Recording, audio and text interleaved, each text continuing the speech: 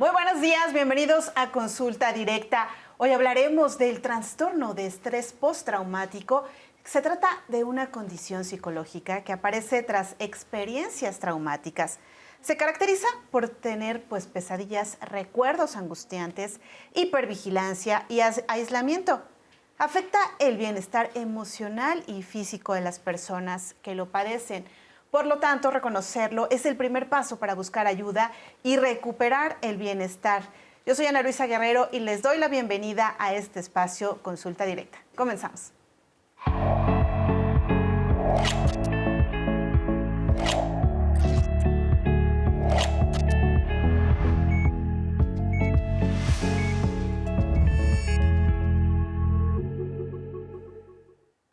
Pues en esta ocasión me da mucho gusto darle la bienvenida a nuestros invitados especiales, la psicóloga Amairani Figueroa López, así como el maestro Eduardo Cuevas Aguirre. Ambos son psicólogos adscritos al Servicio de Salud Mental del Hospital General de México, Eduardo Liceaga. Pues muchas gracias por acompañarnos. Bienvenida. Gracias por la invitación. Hablaremos hoy de un trastorno que está muy presente en algunas circunstancias de la vida cotidiana y creo que para entenderlo vamos a comenzar con una cápsula que nos va a dar la información relacionada con este trastorno y regresamos a comentarla. El trastorno de estrés postraumático es una afección de salud mental que puede desarrollarse tras vivir o presenciar un evento traumático como un accidente, un asalto, una pérdida repentina, agresiones, abusos, violencia, desastres naturales o situaciones de guerra. Las personas que lo padecen suelen revivir constantemente el suceso a través de recuerdos intrusivos, pesadillas o flashbacks, evitando lugares o situaciones que les recuerden el trauma y viviendo en un estado de alerta constante. No se trata de debilidad ni de exageración. Es una respuesta real del cuerpo y la mente a una experiencia extrema. En México, más del 50% de los adultos jóvenes en zonas urbanas presentan síntomas compatibles con este trastorno, especialmente en ciudades con alta exposición a violencia y estrés crónico. Afecta más a las mujeres y muchas veces se acompaña de otros problemas como ansiedad, depresión o insomnio severo. Lo más preocupante es que muchas personas no buscan ayuda por miedo, vergüenza o porque no saben que lo que sienten tiene nombre y tratamiento. Pero esto no solo afecta a la salud mental, también impacta en lo social y lo cotidiano. Puede provocar aislamiento, bajo rendimiento escolar o laboral, problemas en relaciones personales y hasta abandono de estudios. Es fundamental que las personas afectadas busquen ayuda profesional, ya que el trastorno de estrés postraumático no desaparece por sí solo y puede empeorar con el tiempo si no se trata adecuadamente. Es un problema real que afecta la salud mental y emocional y necesita atención. Pues ahí estábamos viendo cuáles son las circunstancias en las que podemos encontrarnos frente a un trastorno de estrés postraumático y lo veíamos muy claramente, Amairani, justamente circunstancias de violencia o un fenómeno natural, por ejemplo, los sismos, los terremotos a los que podríamos estar expuestos, pueden formar parte de estas causas, pero ¿cuáles son los más frecuentes en la población mexicana? Bueno, es importante no solamente decir que lo tienes que vivir, también con el hecho de escucharlo. El hecho de escuchar que alguien te narre, no necesitas estar presencial para tener este estrés, estos síntomas de estrés. ¿Cuál es el más común? Todo depende de la población donde nos encontremos, porque hay situaciones que están ya normalizadas y pues ya no generan el mismo impacto o ya no puede llegar a un trastorno. O sea, es nada más los síntomas y desaparecen con los días, sobre todo por la normalización de las acciones que hay en el contexto cultural. Así es, justamente los síntomas, veíamos ahí, Eduardo, algunos de estos, ¿no? Pesadillas o esta ansiedad que nos puede generar. ¿Cuáles son los más frecuentes en personas que han vivido o que estuvieron transitando por un episodio de estos? Bueno, muchas veces este trastorno se confunde con ansiedad o los trastornos de ansiedad. De hecho, son del grupo mismo. Algo que los caracteriza principalmente es que hay una circunstancia, ya sea presencial o como lo dijo Amairani, un relato, pero que genera un gran impacto. Ahora, se empieza muchas veces con una sensación de nerviosismo, que es lo que más se detecta. Me siento nervioso o incómodo. Y lo que más vamos a distinguir es la taquicardia principalmente, es donde nosotros empezamos a sentir. O la respiración, que es la otra de los síntomas que normalmente podemos identificar. Que me falta la respiración, sensación de ahogo. Muchas veces van a ir acompañados de estos recuerdos del evento traumático en una guerra. Normalmente no somos un país de guerra, pero aquí hay mucha violencia. Entonces, la violencia o ahora sí, los eventos de violencia son de alguna otra manera los que tienen mayor impacto. Ahora, en nuestra población, en los mexicanos, tendemos a normalizar la violencia. Entonces, muchas veces se confunde con ansiedad, pero ya podemos tener un estrés postraumático por un evento. Y lo otro que también es muy impactante, que todo eso son la violencia sexual. Es ahí donde están más marcados los trastornos de estrés postraumático, en violencia física de alto impacto y vienen los de abuso sexual. Por otro lado, también están los que son de baja intensidad, pero no por eso dejan de ser traumáticos. Y ahí es donde precisamente entra el nombre de que es un estrés postrauma, donde hay esta ruptura, y no solamente es la ruptura de la vida diaria, pero sino también hay una ruptura del equilibrio fisiológico. Entonces yo ya, esta hipervigilancia que estaba, se empieza a maximizar y por consiguiente ya no solamente estoy ahora sí hipervigilante en mi transporte público, sino también en mi sala. Y entonces ahí yo ya estoy experimentando como si estuviera en el transporte donde pueden ser que me asalten, pero ya en la sala ya no es congruente. Entonces ahí yo ya puedo sospechar que estoy teniendo un trastorno de ansiedad, puede ser, o de estrés postraumático. Por eso hay que ir diferenciando el diagnóstico. Por supuesto, justamente, Amairani, esta parte de, lo veíamos en la cápsula, con el paso de los días, después de haber estado expuesto a una circunstancia que nos provoque este estrés, pues podrían ir disminuyendo estos síntomas, pero como se comentaba, no necesariamente es de que se curen de manera, de manera automática o con el paso del tiempo, porque es importante que tengamos, pues una vez tenido este episodio, recurrir a los especialistas. Sí, hay una cuestión, y complementando la respuesta de mi compañero, es algo también, los problemas gastrointestinales, el famosísimo hueco en el estómago. Esta también es unos síntomas del estrés, el sentir el que el estómago se revuelve, estos malestares estomacales también tienen que ver mucho con el estrés, y hay que aprender a diferenciarlos cuando es por una emoción y cuando es por de verdad un malestar referente a una cuestión externa a un malestar emocional. Estos síntomas, ¿cuánto pueden durar? Sin crear a un trastorno, son menos de un mes. O sea, si ya exceden el mes, ya es importante buscar ayuda, porque ya está limitando está limitando la vida diaria. Antes de esto es normal, porque es una respuesta a la conducta que se vivió. Por supuesto. Hablamos de que son episodios que pueden presentarse en cualquier momento de nuestra vida. Hablando particularmente de las infancias, a mí me gustaría que nos platiquen. Los adultos tal vez podemos reconocer más fácilmente estas circunstancias que vamos viviendo o identificando estas manifestaciones.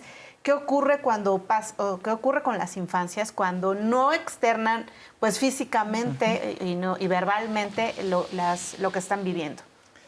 Pues es ahí precisamente el primer paso, ¿no? Hay que distinguir. Y muchas veces los adultos pensamos que los niños van a responder de la misma manera. Tal vez fisiológicamente sí, porque es una respuesta natural. Pero en cuestión ya de comportamiento, de conductas, va a ser diferente. Normalmente los niños, muchas veces cuando hay un trauma, pueden aparecer en el juego, las evidencias del trauma. De hecho, muchas de las evaluaciones en niños, para saber si hay un evento traumático, todo eso, se utiliza mucho el juego, el dibujo, porque de ahí lo van a estar manifestando.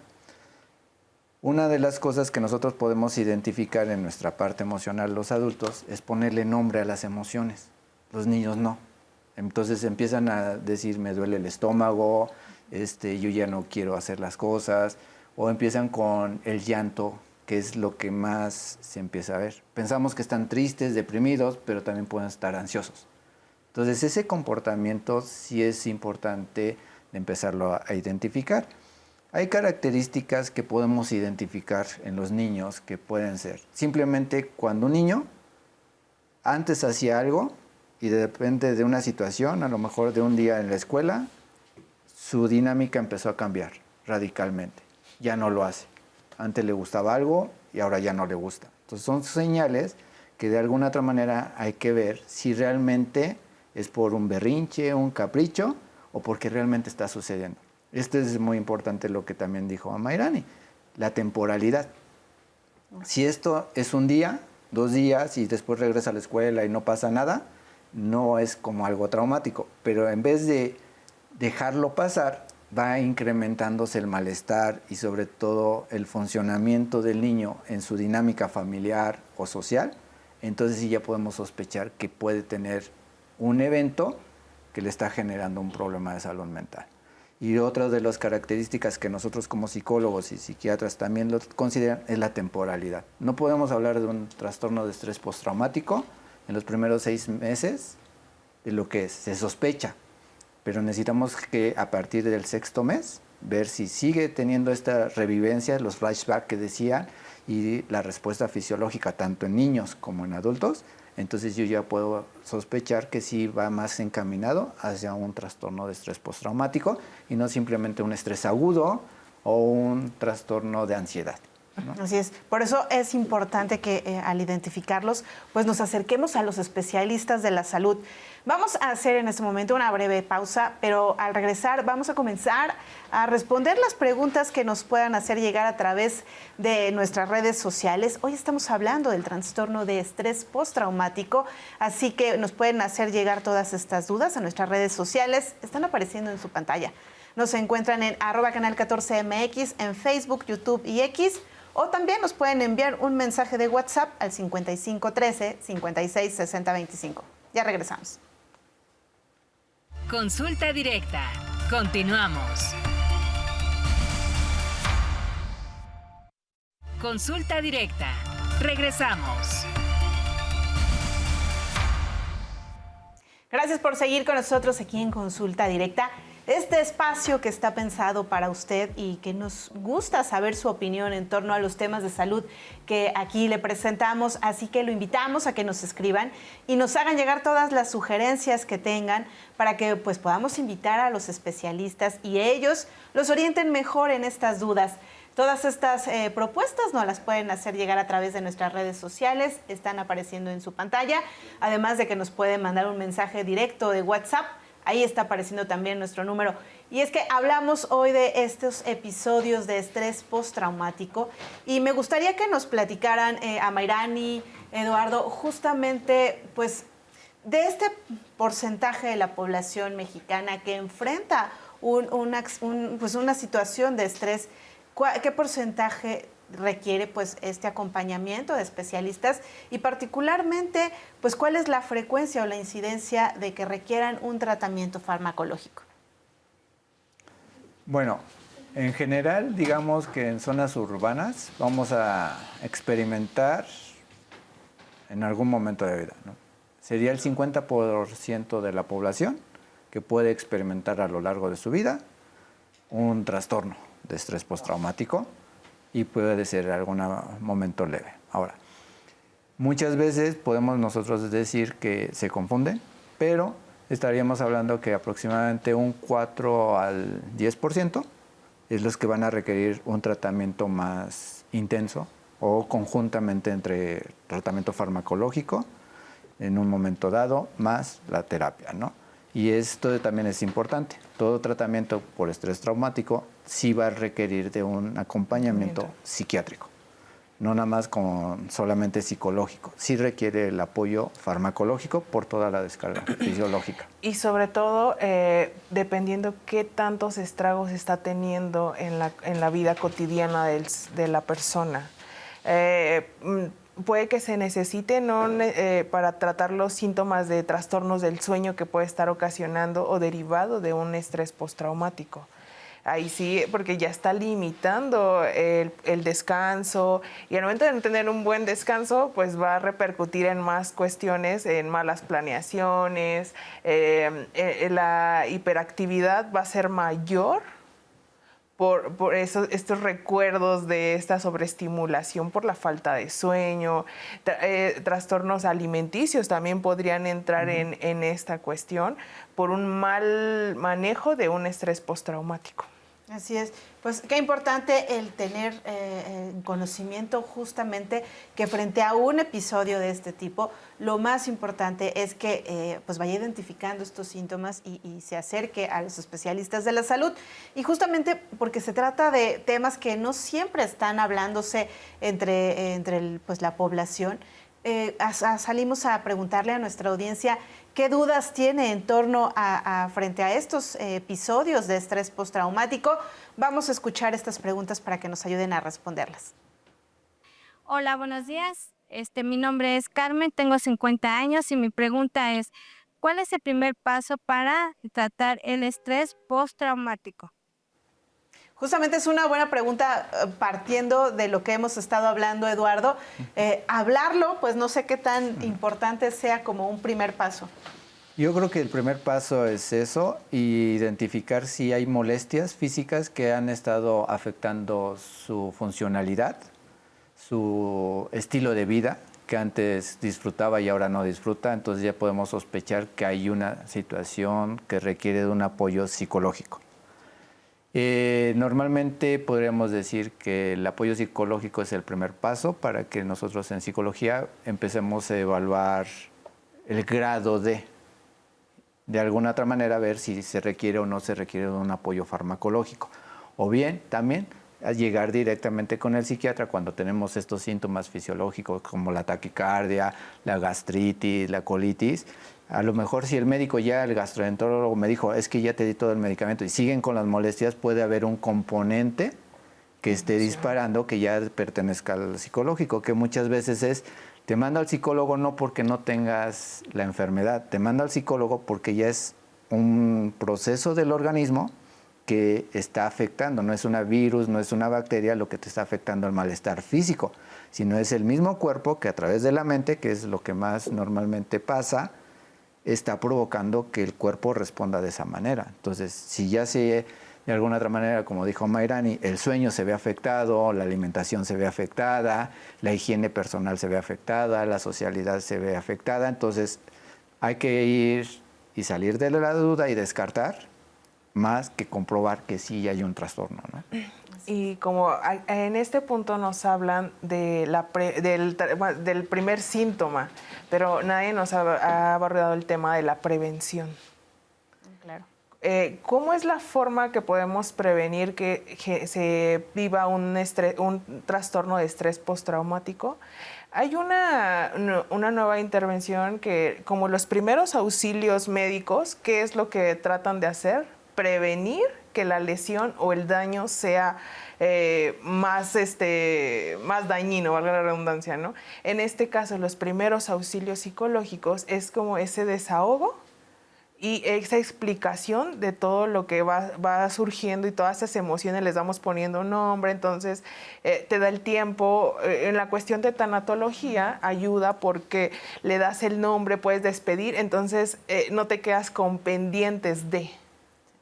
Entonces, en este punto también se puede prevenir un estrés postraumático. Sí, en algunas circunstancias. Exactamente. ¿No? Así es, y qué bueno que podamos identificarlo. Vamos a ver otra pregunta para responderla.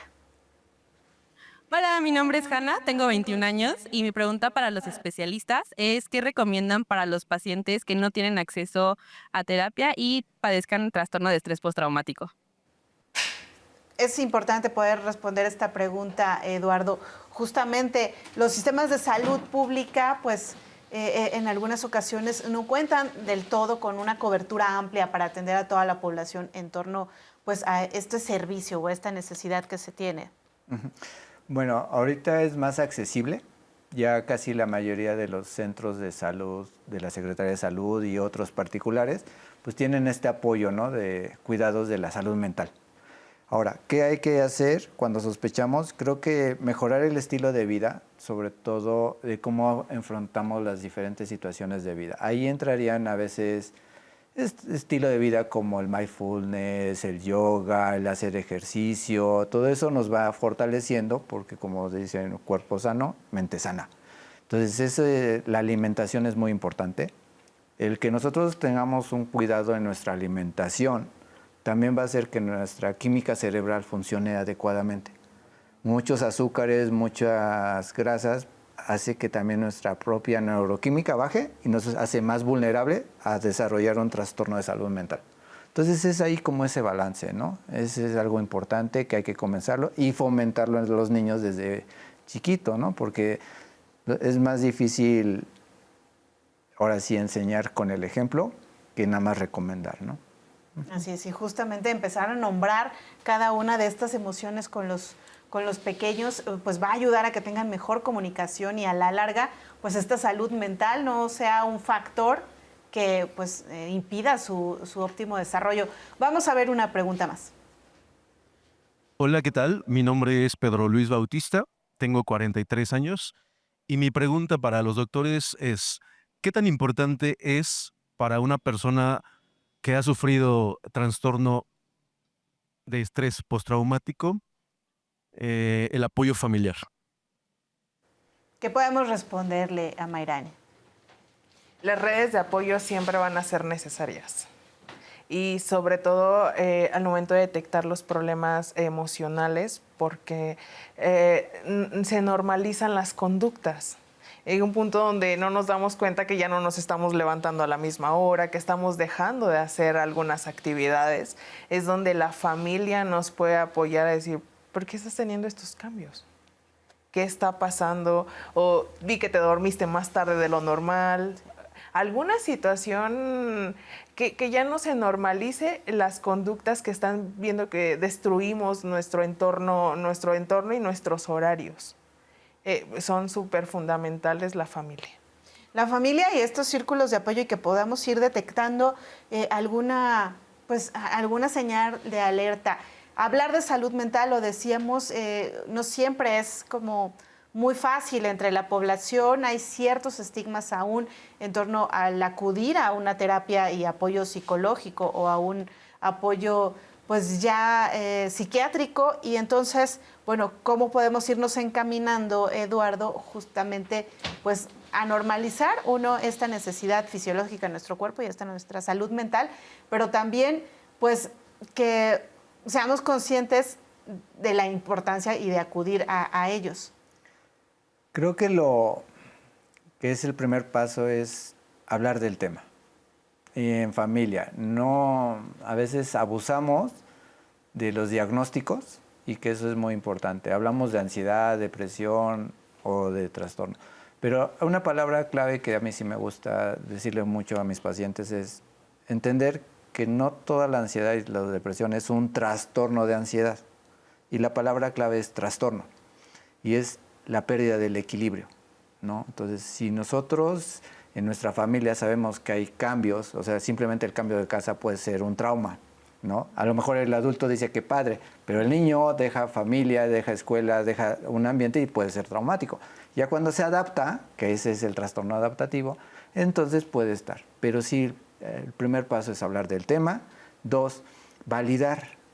Validar las emociones es algo que nos cuesta mucho trabajo, ¿no? Venimos de un aprendizaje donde invalidamos las emociones y, por otro lado, también el que no todos vamos a responder de la misma manera para enfrentar una situación. Entonces, el validar, el reconocer las emociones, el hablar de las emociones y lo que dijo a Mayrani, que va muy legado, los primeros observantes son nuestro entorno, nuestras redes sociales, amigos, familiares, son los que van a decir, estás cambiando, ¿sí? Entonces, ese estás cambiando es como darnos la oportunidad de podernos acercar. Sin duda, estar muy conscientes de lo que está ocurriendo en nosotros mismos y en nuestro entorno, pues para poder apoyar a las personas que están pasando por un episodio de este tipo. Vamos a hacer otra breve pausa y los invitamos a que sigan con nosotros aquí en Consulta Directa.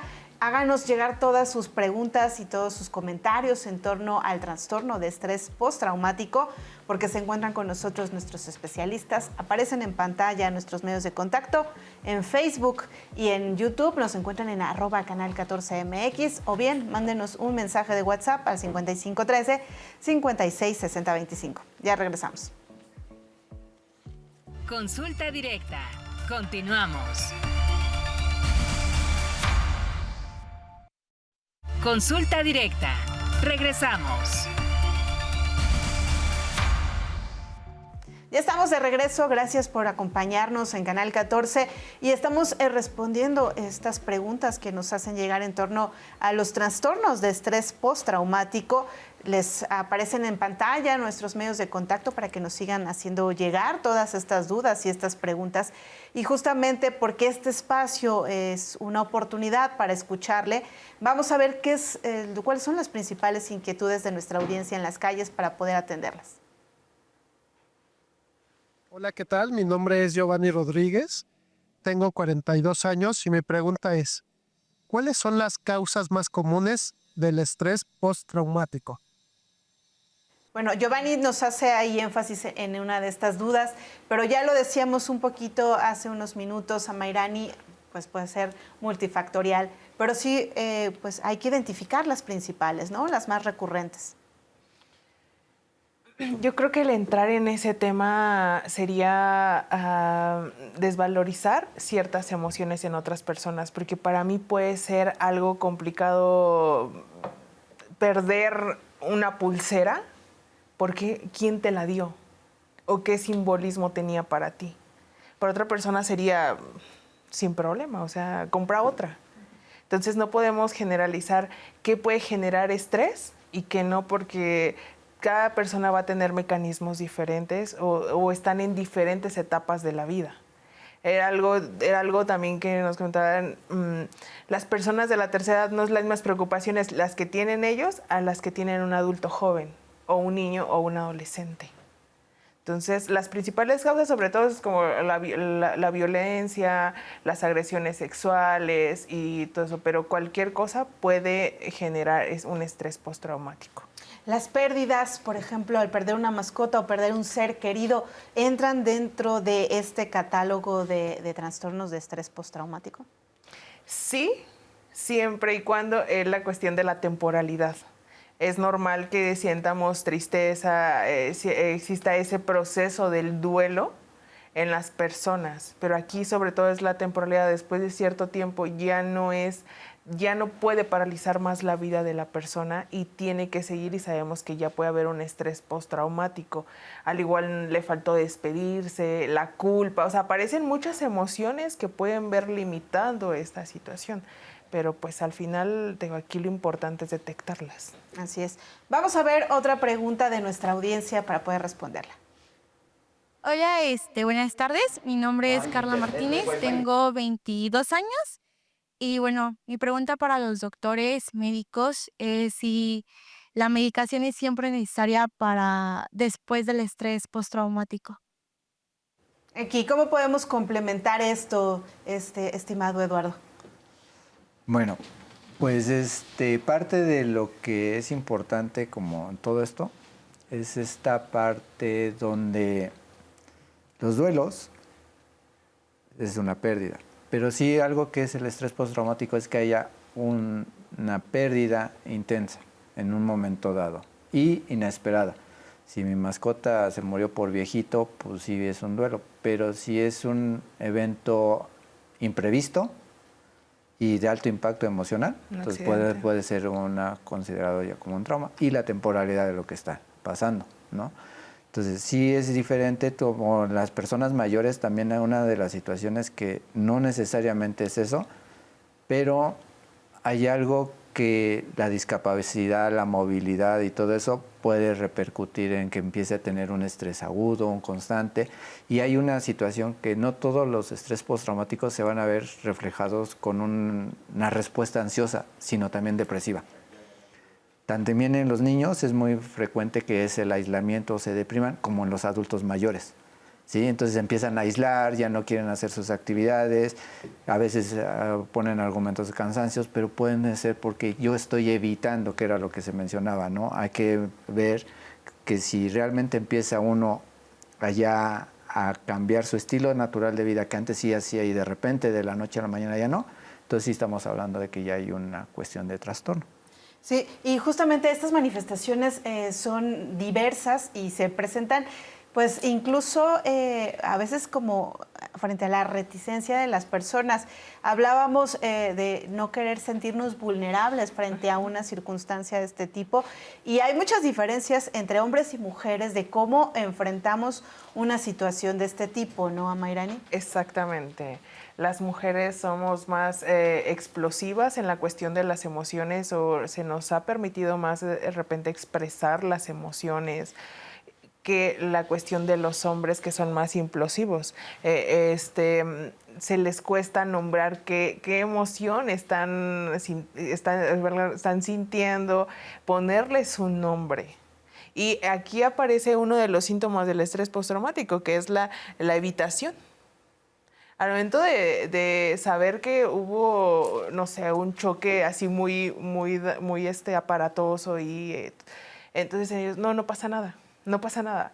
Y por eso se dice que el estrés puede aparecer después de 3 meses, porque es donde ya la negación ya no pudo ser más y empiezan a haber cambios de estado de ánimo. Esa es no siempre va a aparecer el estrés en el momento inmediatamente porque hay una crisis. Al momento de que hay una crisis, como que no sabemos ni qué está pasando, sino ya puede también aparecer con los meses. Y se puede ir sumando con más cosas. Así es. Y justamente lo comentabas en el corte, Eduardo, aparentemente frente a una circunstancia que nos provocó en algún momento estrés postraumático, acudimos a terapia, aparentemente está sanado o está superado ese episodio, sin embargo puede detonarse en cualquier otro momento de la vida. Claro, porque una vez que nosotros desarrollamos una pérdida del equilibrio, nos vuelve como una persona más vulnerable, o mejor dicho, más sensible que otra persona. Por eso son los factores que van cambiando. Y inclusive el que sea un hombre o una mujer, la percepción va a ser diferente. Y ahí es donde precisamente psicología entra. Psicología necesita ver cuál es la percepción del pensamiento. Nosotros trabajamos mucho porque parte de los trastornos de ansiedad, parte del estrés postraumático, tienen un pensamiento catastrófico futurista. Entonces, la persona que se la pasa mucho tiempo futurizando y catastrofizando, entonces llega un momento en que va a generar una ansiedad. Entonces, no es lo mismo el que no tiene la sensibilidad al que ya lo desarrolló. Entonces, yo pude a lo mejor tener un accidente y lo supero con tratamiento, pero y empiezo a tener ciertas sensaciones malestares cuando veo películas de guerra, o vuelvo a pasar después de mucho tiempo que ya no me generaba conflicto, pero vuelvo a revivir, un familiar revive una cuestión de un accidente y eso puede volverme a reactivar. Entonces, en esa nuevamente puedo volver a acudir, por eso cuando nosotros en psicología damos de alta, no quiere decir que de alguna otra manera ya es de por vida, ¿no? Entonces ya nos volvemos más sensibles y entonces hay que estar vigilando para que estén. Entonces la respuesta de afrontar una situación determinada pues va a variar mucho, uno, de la forma en que cómo pensamos y dos, que en algunas redes sociales se apoya más, en el caso de mujeres y en el caso de hombre, otras cosas, ¿no? Sí, es importante hacer esa distinción. Y entender que el estar siempre en hiperalerta no es una cuestión, no hay que normalizar siempre estar a la defensiva, porque eso genera más estrés y al momento de generar más estrés generamos ciertas situaciones como el cortisol que nos aumenta y también nos va teniendo otras disfuncionalidades en el cuerpo. Cuando empezamos a detectar esta hiperalerta, ¿cuál es lo más recomendable? Bueno, obviamente acudir con un especialista para que nos acompañe en este proceso. Sin embargo, pues una recomendación inmediata para quienes están enfrentando en ese momento esta circunstancia. Sobre todo, aquí siempre va a ser importante la cuestión familiar. Porque la cuestión hiperalerta no nos vamos a dar cuenta, o sea, ya es un mecanismo natural que ejerciendo. Pero al momento de ver la persona, tranquila, ¿no? O sea, no está pasando nada. Es donde ver que estas ya están siendo muy constantes o ya nos están limitando en la vida. Así es. Tenemos ya unas preguntas de nuestra audiencia y vamos a empezar a responderlas. Hablamos de circunstancias en particular y justamente hablaban de los episodios de violencia. Nos escribe una persona que nos está observando. Su novio la golpeaba y aseguraba que él la acusaba de engaño. Ahora que se separaron, a veces dudo, nos escribe, si esto fue real, si lo imaginé o exageré. ¿Se puede presentar un trauma de este tipo que altere la percepción de la realidad? Sí. La respuesta es sí, y esta disociación es otro de los criterios para poder determinar un trastorno de estrés postraumático. Esta despersonalización y el que es real o no es real es una de las situaciones que nos habla de que puede estar presente. El simple hecho de vivir violencia es ya un trauma, ¿no? Y si ese trauma es ejercido o esa violencia por alguien que mentalmente va en contra, que es amor no es golpes, entonces hay una ambivalencia mental, entonces esa ambivalencia va a generar ansiedad, que es la realidad, que me ama o que me golpea, ¿no? Entonces sí es una situación que precisamente va generando a lo largo del tiempo, se va fortaleciendo. Lo más recomendable es ir a terapia, no siempre se supera, porque cada vez que vamos avanzando en nuestro crecimiento personal se van abriendo otras puertas, ¿no? Algo que también es importante para saber o distinguir una recomendación para que la mente esté tranquila para no caer en esto, sería el filtro socrático. Así lo pueden buscar y son 3 preguntas. ¿Es verdad? ¿Es bondadoso y es útil para mí? Lo dejo pasar. Si encuentro un no en estas 3 preguntas, hay que dudar y mejor de alguna otra manera lo ignoro. Claro.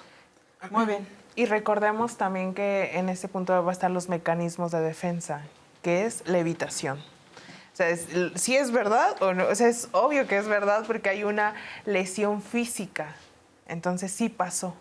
Pero es esa situación de la mente también camuflajear el dolor. Siempre va a buscar cómo no duela. Entonces, no doler es justificar. Pero no quiere... O sea, siempre... O sea, aquí no solamente se puede ver un estrés postraumático, también se puede ver puede que esté acompañado de otras sintomatología. Y hay que irlas ir identificando con Exacto. apoyo de los especialistas. Vamos a hacer una breve pausa y al regresar vamos a seguir hablando de esto, de cómo la percepción de la realidad se puede alterar bajo una circunstancia de estrés postraumático. Ya regresamos. Consulta directa. Continuamos. Consulta directa. Regresamos.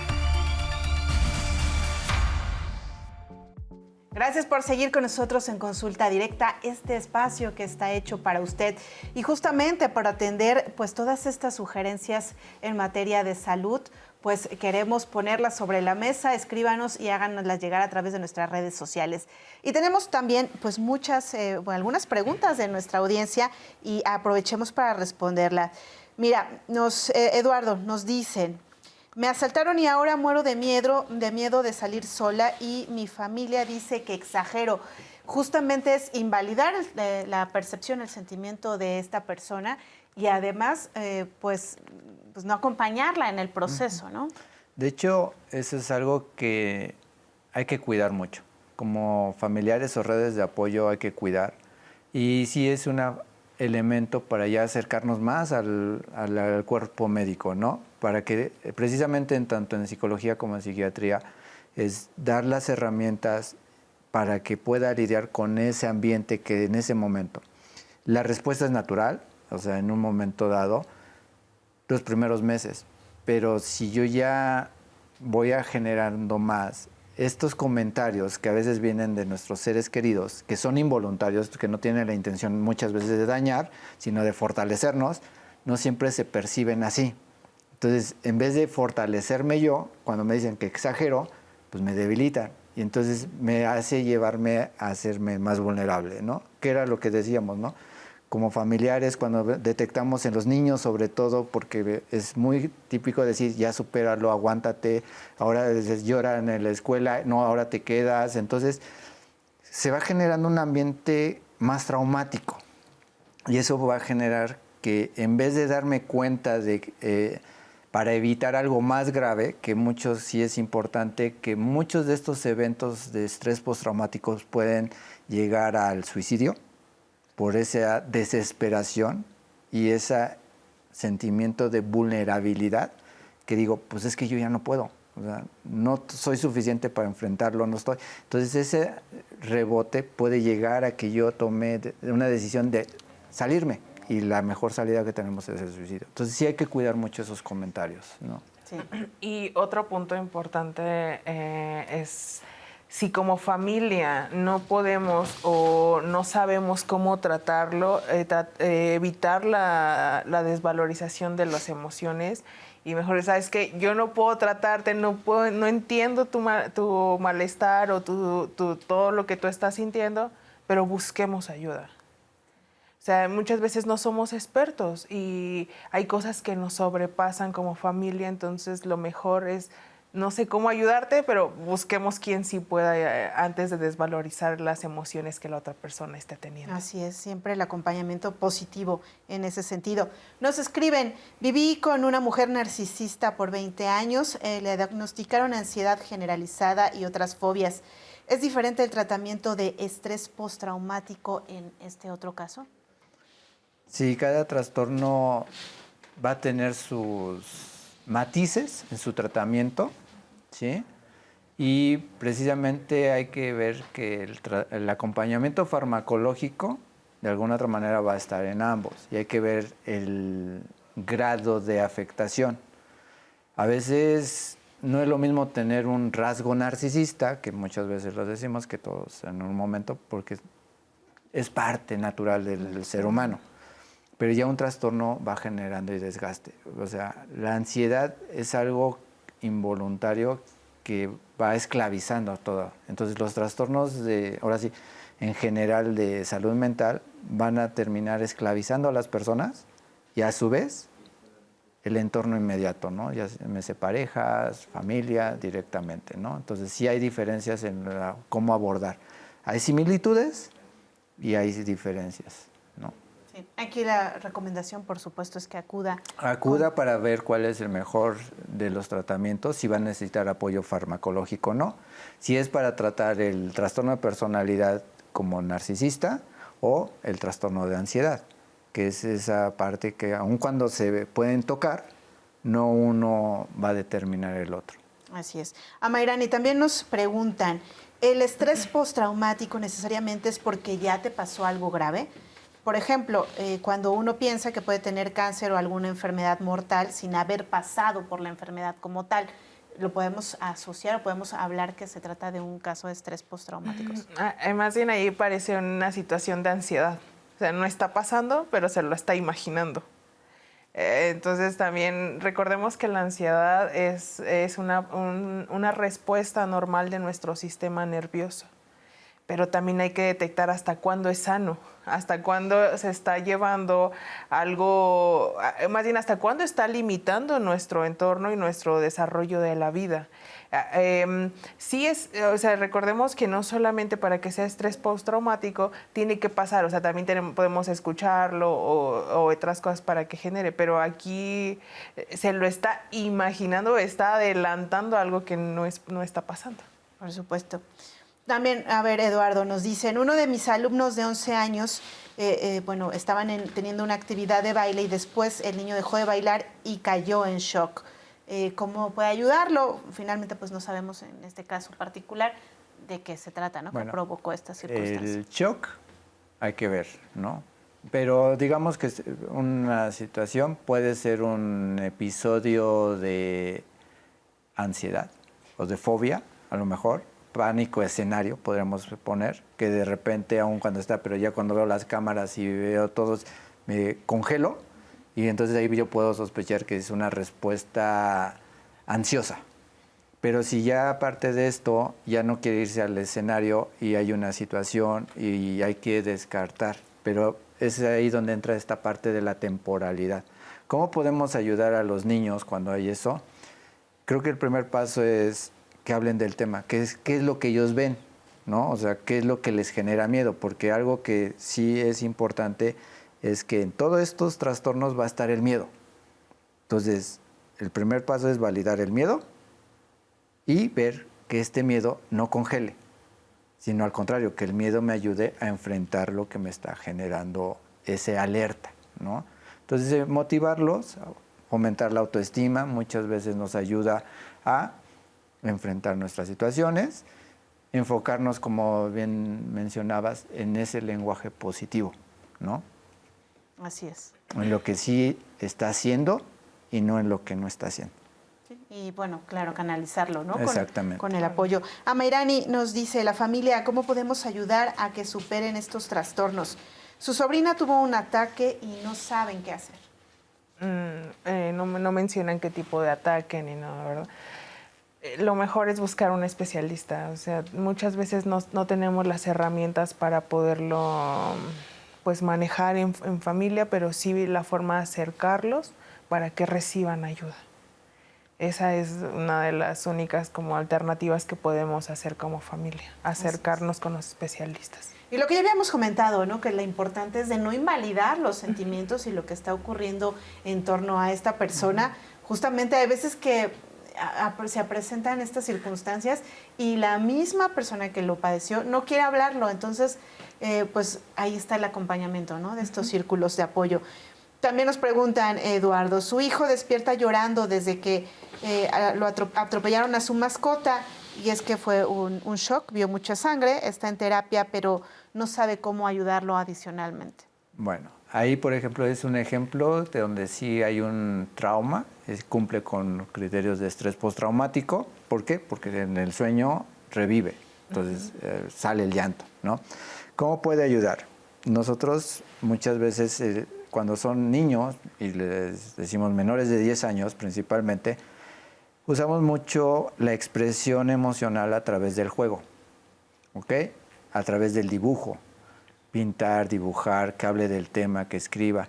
Y lo otro es dar un cierre, ¿sí? A veces decimos que es la sangre, que es todo eso. No, es el trauma de que yo tenía hoy mi mascota y de repente ya no lo tengo, pero fue violento, es un accidente violento. Entonces ahí todo ese juego pues va estando, aun cuando está en terapia, yo como padre es seguir, entender que es un proceso y darle sobre todo las recomendaciones que como padres necesitamos darles un ambiente de seguro y protección cuando están desbordadas la emoción. ¿Para qué? Para que yo adulto le ayudo a darle la seguridad y se fortalezca su propia seguridad. Entonces hablar del tema, oye, es que mi perrito, a ver, cuéntame. Es fomentar lo que hable en ese momento que está la crisis, porque va a llorar mucho, va a estar, pero la próxima vez que recuerde, la emoción va a estar más tranquila. Y eso nos da el cierre.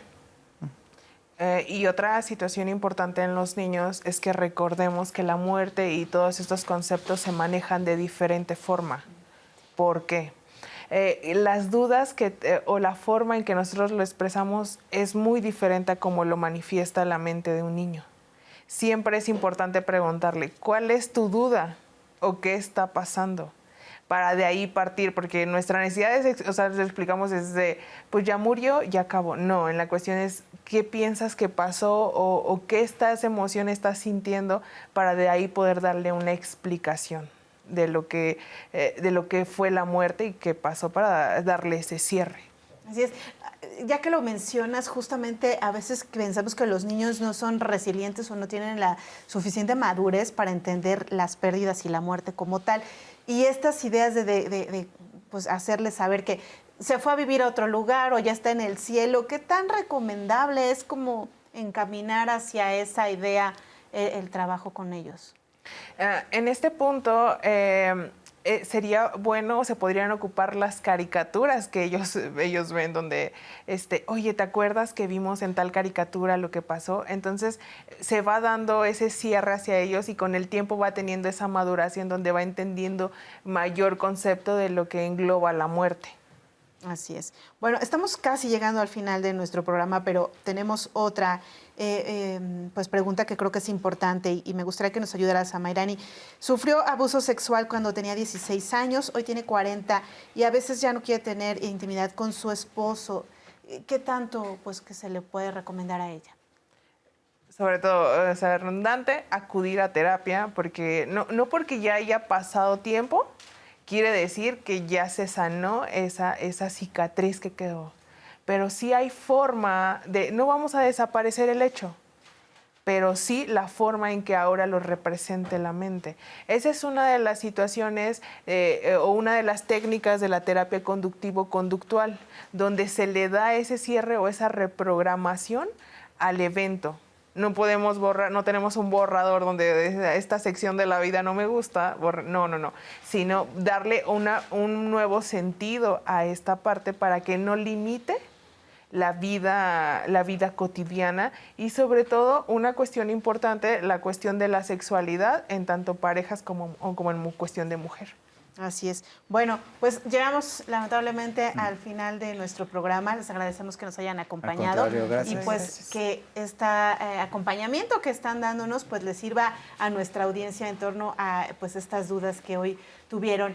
Pues a nombre de todo el equipo que hace posible Consulta Directa, le agradezco el favor de su compañía. Soy Ana Luisa Guerrero y los esperamos la próxima semana para seguir respondiendo todas las dudas que tengan en materia de salud. Hasta la siguiente.